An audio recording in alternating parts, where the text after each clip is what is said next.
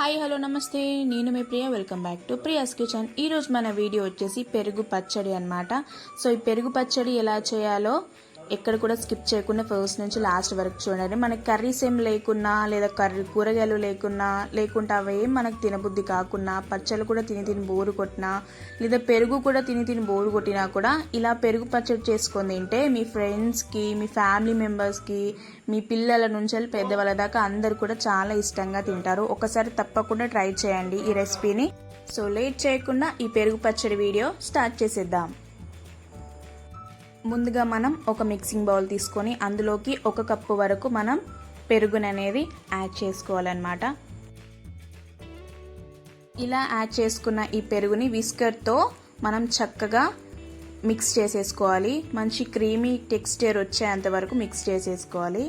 మనం విస్కర్తో విస్క్ చేసుకుంటేనే ఇలా క్రీమీ టెక్స్చర్ అనేది వస్తుంది. సో ఏ కప్పుతో అయితే మనం పెరుగు తీసుకున్నామో అదే కప్పుతో 1 కప్పు వరకు వాటర్ తీసుకొని కూడా మనం ఒకసారి కలుపుకోవాలి.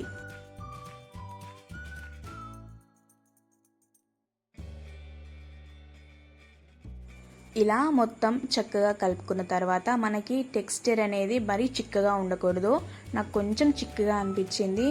సో నేనైతే ఇంకొన్ని అంటే టీ గ్లాస్ వాటర్ అనేది నేను మళ్ళీ యాడ్ చేసేసి మొత్తం ఒకసారి చక్కగా కలిపేశాను. అండ్ నెక్స్ట్ ఇందులోకి సన్నగా తరిగి పెట్టుకున్న ఆనియన్ని కూడా ఇందులోకి ఇలా స్మాష్ చేసుకుంటూ వేసుకోవాలి. ఎందుకంటే ఇలా స్మాష్ చేయడం ద్వారా ఆనియన్లో ఉన్న ఫ్రేగ్రెన్సీ అంతా మన పెరుగు చారులోకి దిగిపోతుంది అనమాట. అండ్ నెక్స్ట్ ఇందులోకి కొత్తిమీర కూడా చిన్న తరిగి పెట్టుకున్న కొత్తిమీర కూడా ఇందులోకి యాడ్ చేసేసుకొని మొత్తం ఒకసారి మిక్స్ చేసేసుకోవాలి.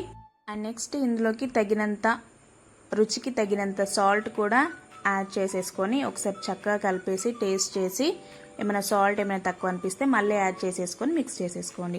నెక్స్ట్ మనం పోపు వేసేసుకుందాం. ఈ పోపు కోసం ముందుగా ఒక ప్యాన్ పెట్టుకొని ఆ ప్యాన్లోకి తగినంత ఆయిల్ తీసుకొని 1 టీ స్పూన్ ఆవాలు, 1 టీ స్పూన్ జీలకర్ర, 1 టీ స్పూన్ మెంతులు యాడ్ చేసేసుకొని ఇందులోకి చిన్న ముక్కలుగా కట్ చేసి పెట్టుకున్న ఎండుమిర్చి, పచ్చిమిర్చి, కొత్తిమీర, కరివేపాకు కూడా యాడ్ చేసేసుకొని తగినంత ఇంగువ వేసేసి పసుపు వేసేసి ఈ పోపు అనేది మంచిగా చక్కగా దోరగా వేయించుకోవాలన్నమాట. పోపు ఎంత మంచిగా వేగితే మన పెరుగు పచ్చడి కూడా అంత బాగుంటుంది. సో ఇలా ఫ్రై చేసుకున్న తర్వాత ఫ్లేమ్ని టర్న్ ఆఫ్ చేసేసి ఆ మిశ్రమాన్ని మనం పెరుగులోకి యాడ్ చేసేసుకోవడమే. చూసారా ఎంత బ్యూటిఫుల్గా ఎంత బాగుందో మన పెరుగు పచ్చడి అనేది రెడీ అయిపోయిందనమాట. చూసారా ఎంత ఈజీగా క్విక్గా మన పెరుగు పచ్చడి అనేది రెడీ అయిపోయిందో. మా ఇంట్లో అయితే ఏ కర్రీస్ లేనప్పుడు లేదా ఏం కూరగాయలు కూడా లేనప్పుడు మేమైతే ఇంట్లో ఇలానే చేసుకుంటాం. మా ఫ్యామిలీ మెంబర్స్ అందరికీ ఈ రెసిపీ అంటే చాలా ఇష్టం అన్నమాట. సో మీరు కూడా ఈ రెసిపీని మీ ఇంట్లో వాళ్ళందరికీ పరిచయం చేయండి, వాళ్ళు కూడా చాలా ఇష్టంగా తింటారు.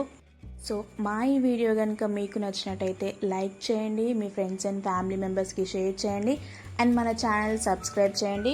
సబ్స్క్రైబ్ చేసి బెల్ ఐకాన్ క్లిక్ చేయడం మాత్రం అస్సలు మర్చిపోద్దు. ఎందుకంటే నేను చేసే కొత్త వీడియో అప్డేట్స్ మీ దాకా రీచ్ అవ్వడానికి బెల్ ఐకాన్ క్లిక్ చేయండి. Bye bye.